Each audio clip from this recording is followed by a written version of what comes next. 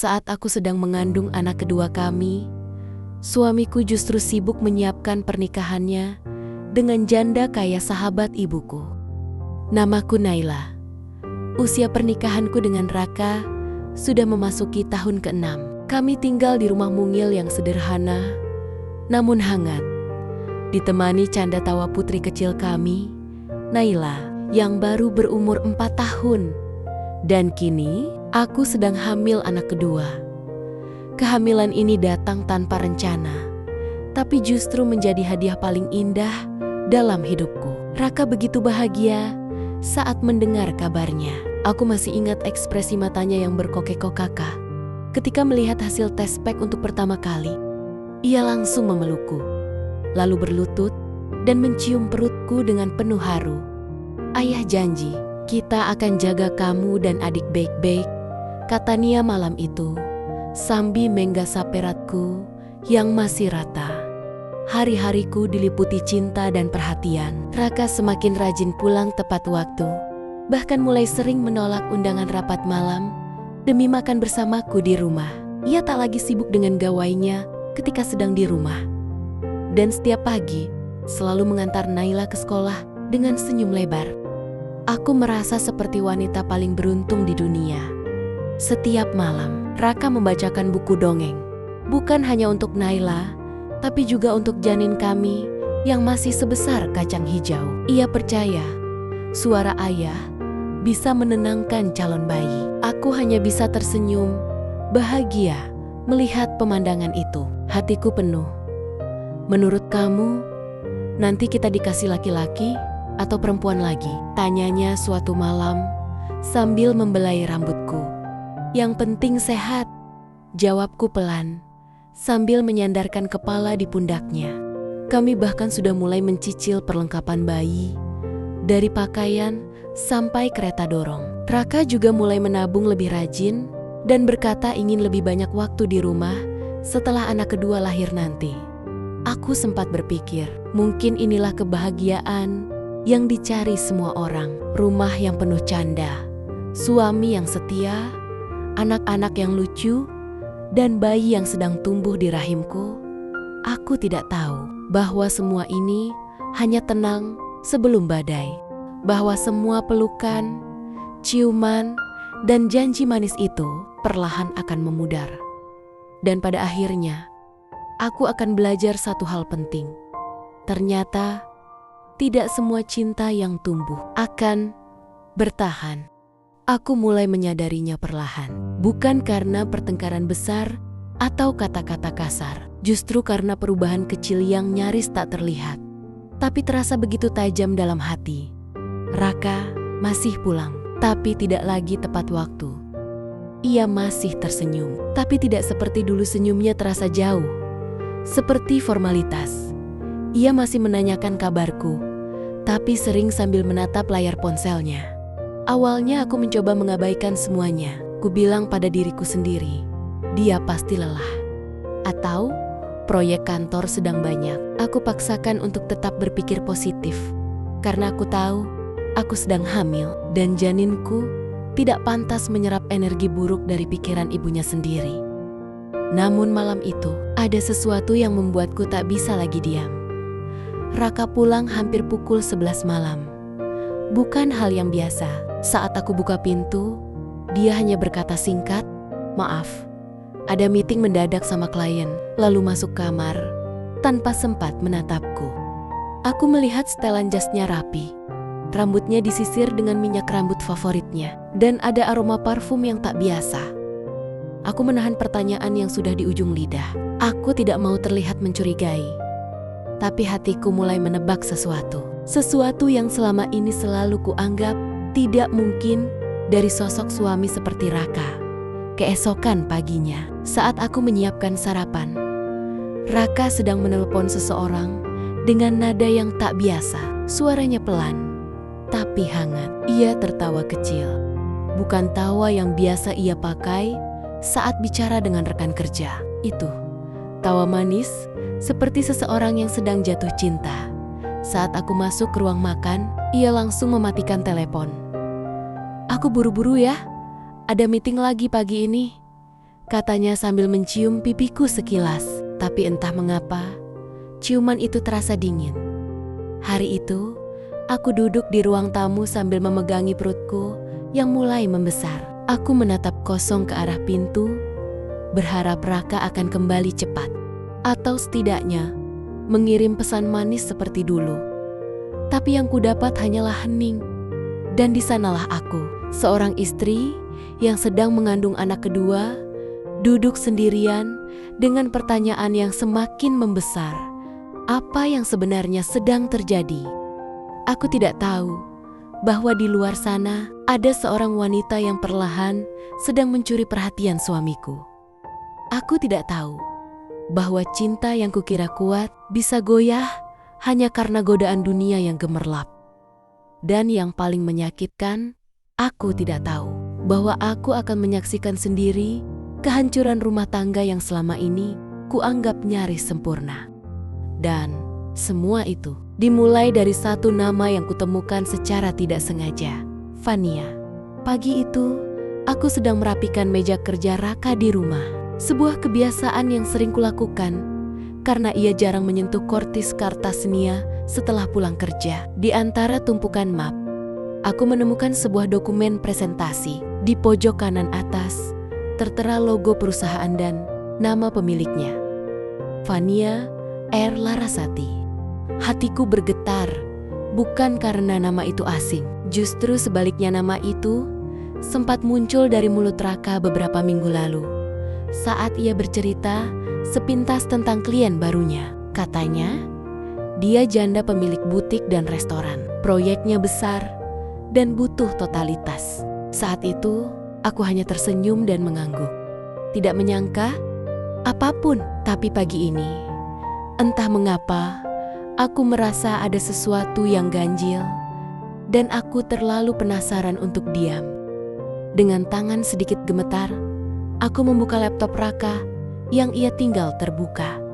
Akses emailnya belum keluar, aku tidak berniat mengintip.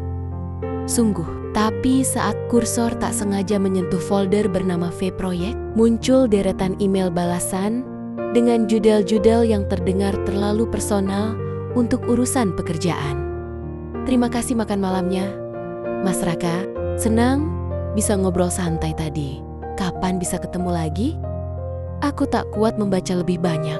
Dadaku sesak, perutku terasa tertarik dari dalam. Kututup laptopnya perlahan, lalu duduk di kursi sambil menatap kosong ke dinding. Dalam diam, aku mencoba berpikir logis. Mungkin ini cuma klien yang terlalu ramah. Mungkin Raka hanya menjaga hubungan baik demi proyek.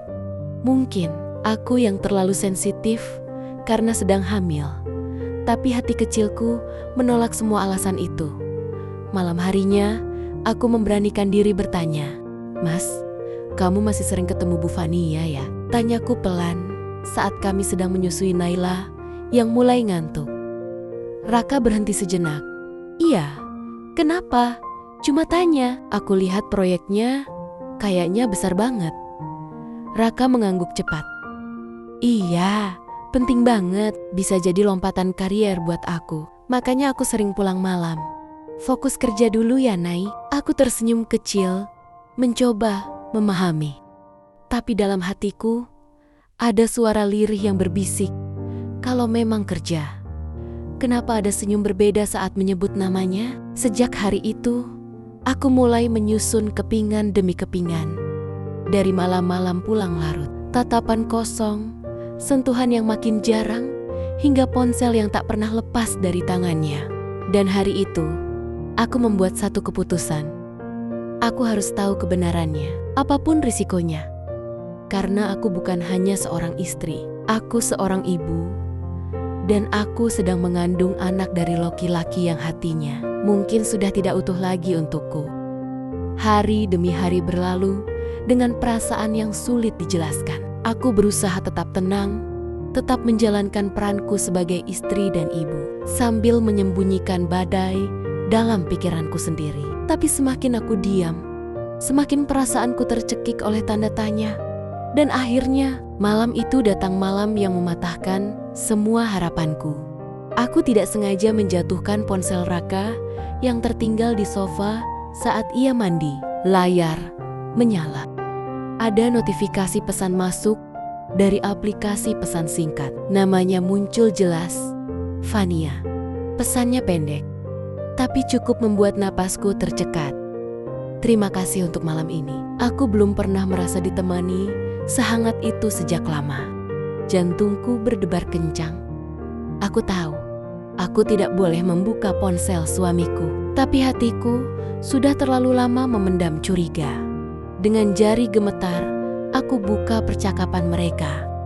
Dan di sanalah semua kebenaran terbuka. Ada foto mereka berdua duduk bersebelahan di sebuah restoran mewah. Raka mengenakan jas favoritnya, tersenyum lembut ke arah kamera. Fania menggenggam tangannya di atas meja. Tak ada kalimat mesra yang berlebihan, tapi tatapan itu tak bisa dibohongi. Aku menutup ponsel itu pelan. Mataku basah, tapi aku menahan tangis sekuat mungkin. Di dalam perutku ada kehidupan yang sedang tumbuh. Aku tidak ingin bayi ini merasakan kesedihanku terlalu dalam. Ketika Raka keluar dari kamar mandi, aku tersenyum seperti biasa. Entah bagaimana aku bisa melakukannya, tapi aku tahu aku harus kuat, setidaknya untuk malam ini. Mas, kataku perlahan. Mau aku buatkan teh? Dia hanya mengangguk sambil mengusap rambut dengan handuk. Sepanjang malam itu, aku tidak bisa tidur. Aku duduk di pinggir ranjang sambil memegangi perutku yang mulai terasa sesak. Bukan karena kehamilan, tapi karena kenyataan. Suamiku sedang jatuh cinta, tapi bukan padaku. Aku tidak tahu siapa yang lebih dulu membuka hatinya, tapi yang jelas, hatiku yang kini tertutup perlahan oleh luka yang dayam-dayam menggangga. Dan sejak malam itu, aku berhenti menebak. Aku berhenti berharap. Yang tersisa hanyalah satu tekad. Aku harus memilih bertahan demi anakku atau pergi demi diriku sendiri. Tapi malam itu, aku belum cukup kuat untuk pergi. Maka, aku memilih satu hal yang paling masuk akal. Aku harus bertahan. Bertahan, bukan karena aku lemah, bukan pula karena aku tak punya pilihan, tapi karena ada dua nyawa kecil yang menggantungkan hidupnya padaku. Naila yang masih butuh pelukan ibunya, dan bayi di dalam kandunganku yang bahkan belum tahu dunia seperti apa yang akan ia hadapi. Mulai hari itu, aku menjalani semuanya dengan hati yang setengah hancur. Aku tidak bertanya lagi pada Raka tentang kemana ia pergi, dengan siapa ia bertemu, atau mengapa ia sering pulang tanpa kabar. Aku hanya diam, tapi diamku bukan pasrah. Diamku adalah bentuk dari perlawanan yang tenang. Aku mulai menulis jurnal kecil setiap malam, menceritakan segalanya hanya pada selembar kertas, agar aku tidak meledak dalam emosi. Setiap kali hatiku sesak, aku baca surat USG yang menunjukkan janinku tumbuh sehat. Itu cukup untuk membuatku menelan semua kecewa. Raka tak pernah tahu aku sudah tahu. Ia masih bersikap seolah semuanya baik-baik saja. Meski jarang menyentuhku, jarang menatap mataku, dan sering lupa mengucap hati-hati saat aku hendak periksa ke bidan sendirian. Pernah suatu malam, aku melihat Raka tertidur di sofa sambil memegang ponselnya. Layarnya masih menyala. Dalam gelap, aku hanya berdiri di depan pintu, memandangnya dari jauh. Entah bagaimana, ada satu sisi dalam diriku yang masih berharap. Masih bisakah dia kembali? Tapi keesokan harinya, harapan itu kembali pudar. Saat aku sedang mencuci baju di belakang, seorang kurir datang mengantarkan seikat bunga mawar merah. Kurir itu menyebutkan nama penerima, Fania. Tapi pengirimnya, Raka Pratama. Aku berdiri terpaku. Tangan dan kakiku dingin. Rasanya seperti ada sesuatu yang menggenggam hatiku erat dan menariknya ke bawah. Aku hanya bisa berkata pelan, "Oh, jadi segitu besarnya rasa yang ia simpan untuk wanita lain." Namun aku tidak menangis. Kali ini tidak. Aku kembali masuk ke dalam rumah, memeluk Naila yang sedang tertidur, lalu menyentuh perutku yang mulai menonjol. "Maaf ya nak," bisikku. "Kita sedang berada di tengah badai. Tapi mama janji kita akan selamat." Dan saat itulah aku tahu, tujuanku kini bukan lagi menyelamatkan, tapi menyelamatkan diriku sendiri dan anak-anakku.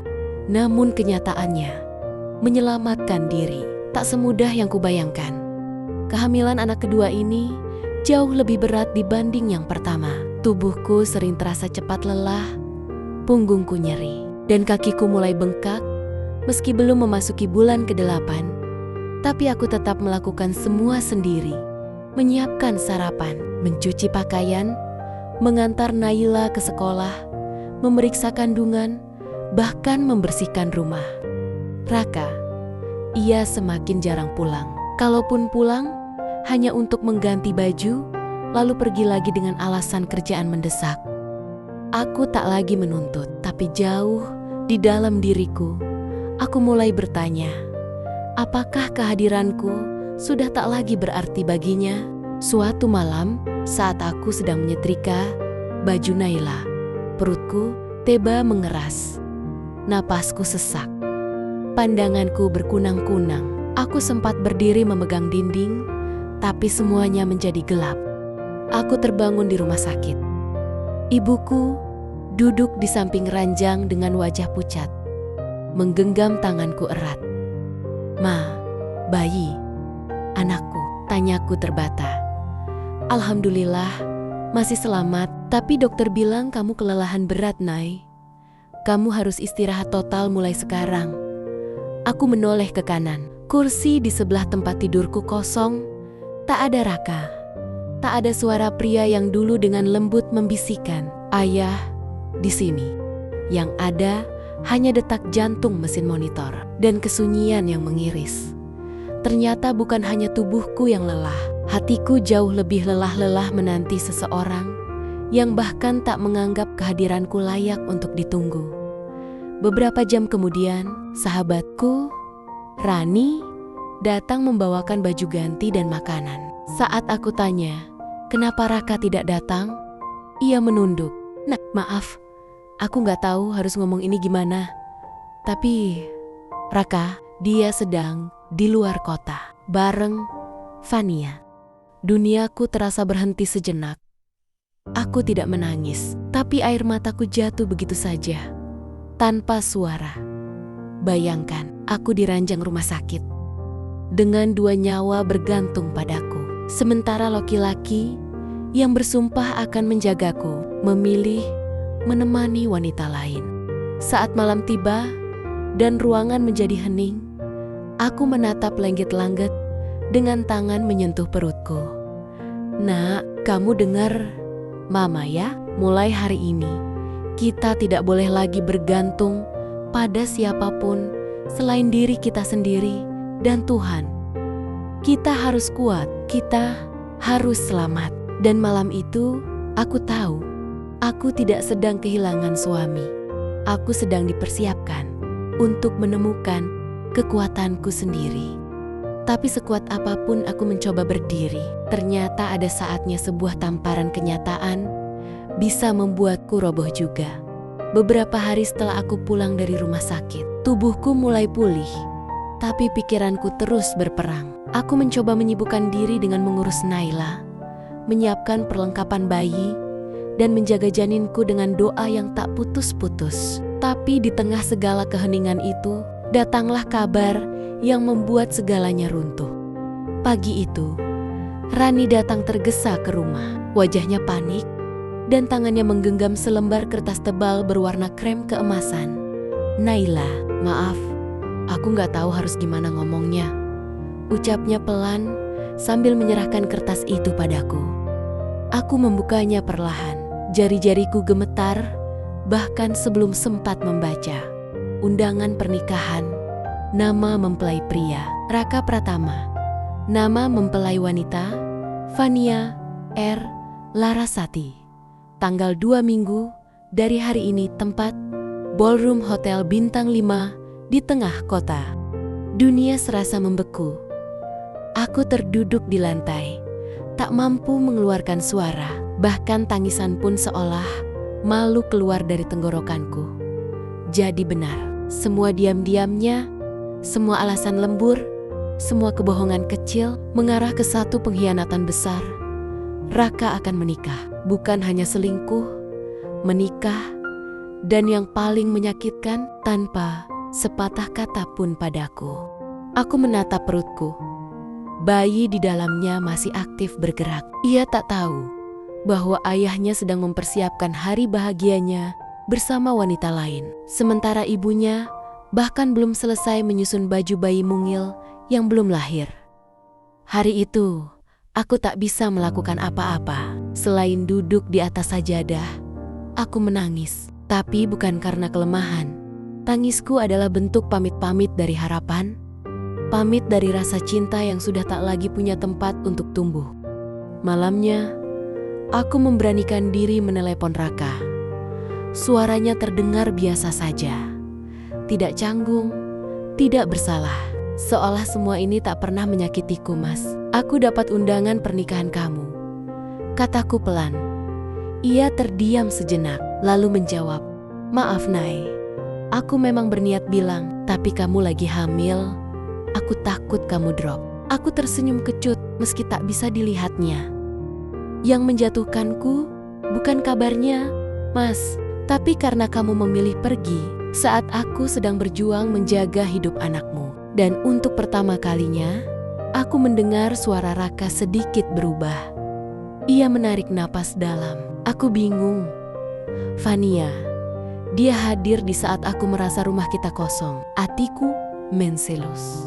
Jadi semua cinta, semua kenangan, semua pelukan hangat saat kehamilan pertama, semua itu tak cukup menandingi kenyamanan dari seorang janda kaya. Aku tidak membalas.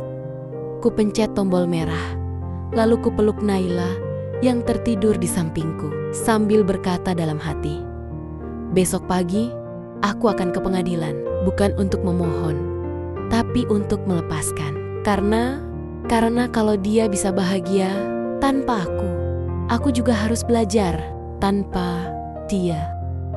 Pagi itu, dengan napas yang kutarik dalam-dalam, aku melangkah ke kantor pengadilan agama sendirian, tanpa suami, tanpa keluarga, tanpa air mata.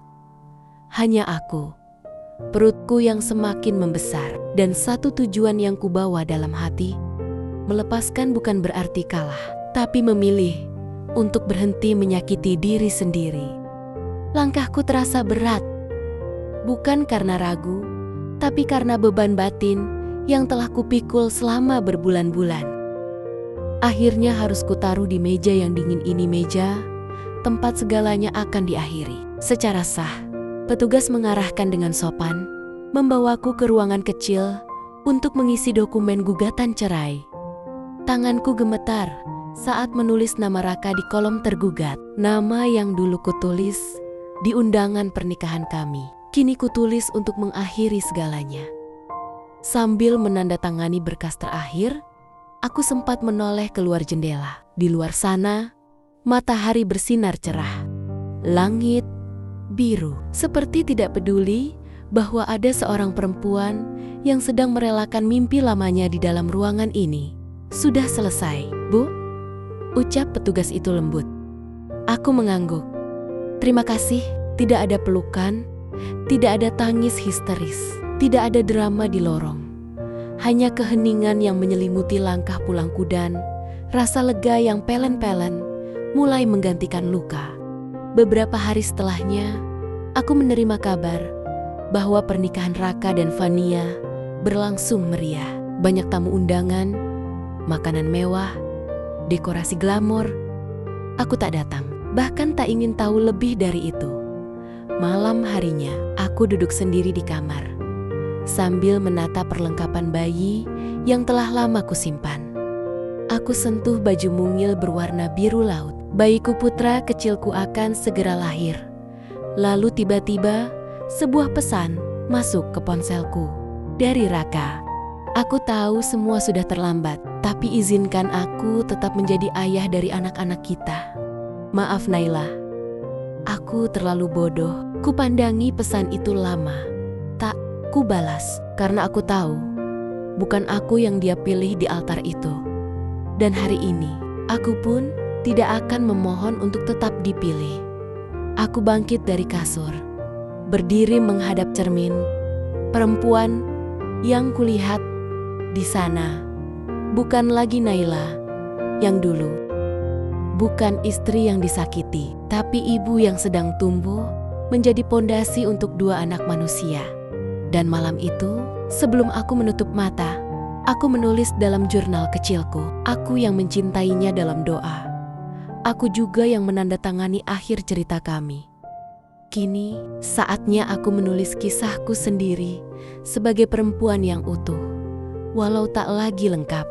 Dan rupanya, kisah itu dimulai lebih cepat dari yang kuduga.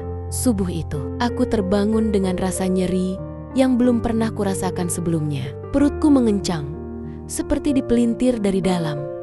Nafasku tercekat, napas pendek-pendek. Tanganku langsung meraba sisi tempat tidur kosong. Tak ada Raka di sana, dan memang sudah tidak seharusnya ada dia lagi. Aku mencoba berdiri, tapi tubuhku limbung. Naila masih terlelap di kamarnya. Kubiarkan ia tidur, sementara aku menahan sakit sambil menghubungi Rani, satu-satunya orang yang masih setia ada di sisiku. Ron, kayaknya aku mau lahiran. Suaraku tercekat, tapi tenang. Ya Allah, aku on the way sekarang juga, jawabnya panik. Beberapa puluh menit kemudian, aku sudah terbaring di ruang bersalin. Suara detak jantung bayi berdentum lewat monitor. Setiap kontraksi datang seperti gelombang menghantam dan pergi, tapi tak pernah benar-benar membuatku lemah. Karena aku tahu, setiap sakit ini adalah tanda aku akan segera bertemu cinta yang baru. Rani menggenggam tanganku erat sambil menahan tangis. Kamu hebat, Nay. Kamu luar biasa. Aku tak menjawab, hanya memejamkan mata dan berdoa dalam hati. Ya Allah, kalau aku harus melewati ini tanpa suami, izinkan aku tetap melahirkan dengan bahagia.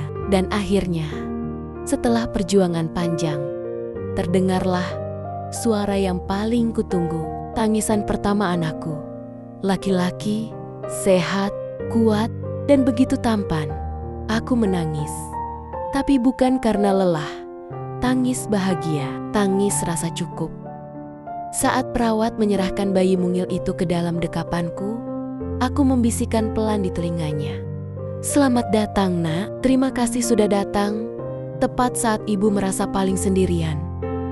Kamu bukan hanya anakku, kamu penyelamatku. Hari itu, untuk pertama kalinya, aku benar-benar merasa utuh, tanpa cincin, tanpa sosok laki-laki di sebelahku, tapi dengan dua anak di pangkuanku dan keberanian yang belum pernah aku kenal sebelumnya. Aku resmi menjadi ibu dari dua anak, dan aku juga resmi menjadi perempuan yang tak lagi takut kehilangan. Karena aku sudah menemukan kembali diriku di tengah semua luka. Dan setelah luka itu tak lagi menganga, aku mulai belajar berdamai dengan semua yang pernah menyakitiku. Hari-hariku kini tak lagi penuh air mata, tapi juga belum sepenuhnya tenang. Menjadi ibu tunggal bukan perkara mudah. Kadang aku harus menyusui sambil mengerjakan pesanan. Kue yang mulai banyak berdatangan dari tetangga. Kadang Naila tantrum saat aku sibuk. Dan aku harus tetap sabar meski tubuh rasanya ingin rebah seharian. Tapi di balik itu semua, ada kebanggaan yang tak bisa digambarkan. Aku sedang membangun sesuatu yang tak pernah bisa Raka berikan padaku. Rasa cukup meski tak sempurna. Suatu sore, saat aku sedang mengantar Naila sekolah, aku bertemu seseorang yang tak pernah kuduga akan kembali. Arfan. Dia adalah teman masa kecil yang dulu tinggal di kampung ini sebelum merantau ke luar negeri. Ia kini kembali untuk menetap karena mengurus ibunya yang sakit. Ini Naila, ya, katanya sambil menunduk menyapa anakku yang pemalu. Cantik banget. Aku hanya tersenyum sopan. Ada sesuatu dari tatapannya yang terasa berbeda. Bukan iba, bukan juga simpati, tapi semacam rasa hormat. Seolah dia tahu, aku bukan wanita yang lemah walau berjalan sendirian. Sejak itu, Arfan sering mampir ke rumah untuk membeli kue alasan yang kupikir hanya basa-basi. Tapi entah kenapa, kehadirannya justru membuat suasana rumah terasa hangat. Ia bukan orang yang banyak bertanya, tapi selalu tahu kapan harus membantu tanpa membuatku merasa diremehkan. Sampai suatu malam, saat aku kelelahan dan tertidur di ruang tamu, aku terbangun karena suara panci jatuh. Aku mendapati Arfan sedang membereskan dapur setelah mengantarkan bahan pesanan kue. Aku tahu kamu terlalu capek, katanya singkat. Jadi biar aku bantu sedikit aja. Dan malam itu, untuk pertama kalinya sejak semua hancur, aku tertawa kecil, tanpa rasa takut, tanpa rasa bersalah. Bukan karena aku mulai mencintainya belum, tapi karena aku menyadari sesuatu. Aku pantas dicintai, bukan ditahan, bukan dikorbankan, tapi dihargai. Saat aku menatap dua anakku yang tidur pulas di kamar dan mendengar Arfan menyetel musik lembut di dapur, aku tahu cinta yang sesungguhnya tidak datang dalam bentuk janji-janji manis, tapi hadir dalam bentuk ketulusan paling diam. Dan meski hatiku belum sepenuhnya pulih, aku tahu aku sudah berada di jalan yang benar, menuju hidup yang baru. Dulu, aku berpikir kebahagiaan hanya datang jika pernikahanku utuh, jika rumah tanggaku sempurna, dan jika suamiku mencintaiku tanpa syarat. Tapi kini aku mengerti, kebahagiaan itu ternyata datang ketika aku memilih mencintai diriku sendiri. Pagi-pagiku kini terasa berbeda, tidak selalu mudah, tapi penuh arti. Naila semakin mandiri, adiknya semakin ceria, dan aku mulai bisa tertawa tanpa merasa bersalah. Arfan masih sering datang, tapi tak pernah mendesakku untuk apapun. Ia seperti udara yang menyegarkan, hadir tanpa menuntut, namun membawa ketenangan. Sementara Raka, hidupnya kini jauh dariku. Pernikahannya dengan Fania bukan rahasia lagi. Aku pernah melihat fotonya di media sosial, tersenyum di acara pesta ulang tahun mewah, dan anehnya aku tak merasa apa-apa. Bukan karena aku sudah lupa, tapi karena hatiku sudah terlalu penuh oleh cinta yang lebih penting.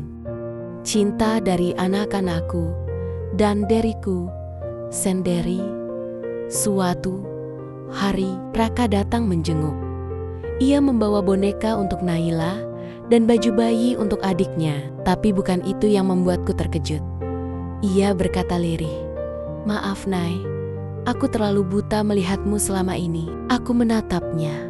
Tenang, dulu aku mungkin akan menangis mendengar kalimat itu. Tapi kini, aku hanya bisa berkata, "Maaf, Ra. Maaf karena aku pernah berharap terlalu lama. Tapi terima kasih karena kamu pernah membuatku belajar untuk jadi kuat." Ia menunduk, tak membantah, tak mengelak. Dan di saat itu juga, aku tahu bahwa maaf bukan selalu berarti kembali. Kadang, maaf adalah tanda bahwa kita memilih melanjutkan hidup tanpa membawa luka lama ke dalam rumah yang baru.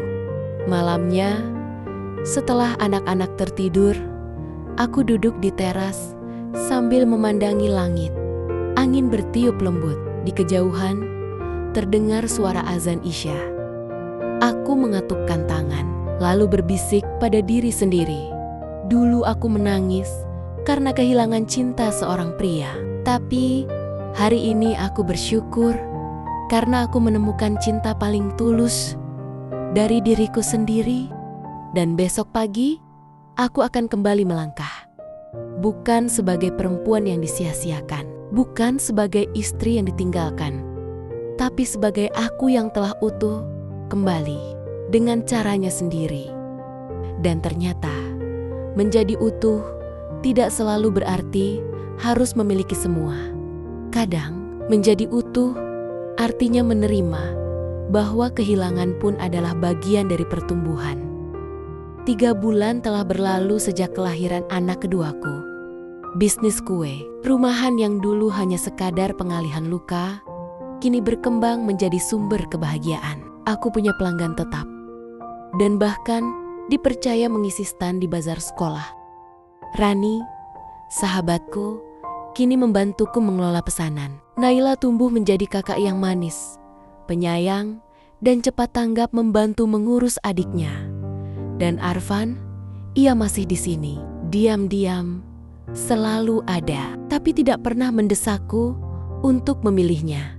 Sampai pada suatu sore yang hangat, saat aku sedang menjemur baju, ia datang membawa 2 gelas teh hangat dan sebuah kotak kecil. "Boleh duduk?" tanyanya, sopan. Aku mengangguk. "Kamu tahu," katanya pelan, "aku bukan laki-laki sempurna, tapi aku ingin mencintaimu, bukan sebagai pengganti siapapun, tapi sebagai dirimu yang sekarang yang lebih kuat dari siapapun yang pernah aku kenal." Aku tercekat, kotak kecil itu tak dibuka. Ia tidak melamarku, tidak memaksaku. Hanya sebuah pernyataan yang jujur tentang niat baik, tentang ketulusan. Dan entah kenapa, di detik itu, aku tahu bahwa hidup memang tidak pernah berjalan sesuai harapan, tapi selalu mengantar kita pada tempat yang paling kita butuhkan. Aku tersenyum, bukan karena aku punya jawaban hari itu juga, tapi karena akhirnya aku bisa melihat masa depan tanpa bayangan luka di belakangku. Malam itu, aku menulis di buku harian yang sudah lama tak kusentuh. Dulu aku mengira akhir dari pernikahanku adalah akhir dari segalanya. Tapi ternyata itu hanyalah awal-awal dari perjalanan menemukan kembali diriku sendiri. Dan kini, aku tidak lagi menunggu untuk dicintai. Karena aku sudah memilih untuk mencintai diriku lebih dulu dan sepenuhnya. Lampu kamar anak-anakku sudah padam. Mereka tidur dengan tenang, dan di luar langit penuh bintang seolah ikut menyaksikan bagaimana aku akhirnya bangkit bukan untuk balas dendam, tapi untuk memulai babak baru dalam hidupku yang kali ini kutulis dengan bahagia.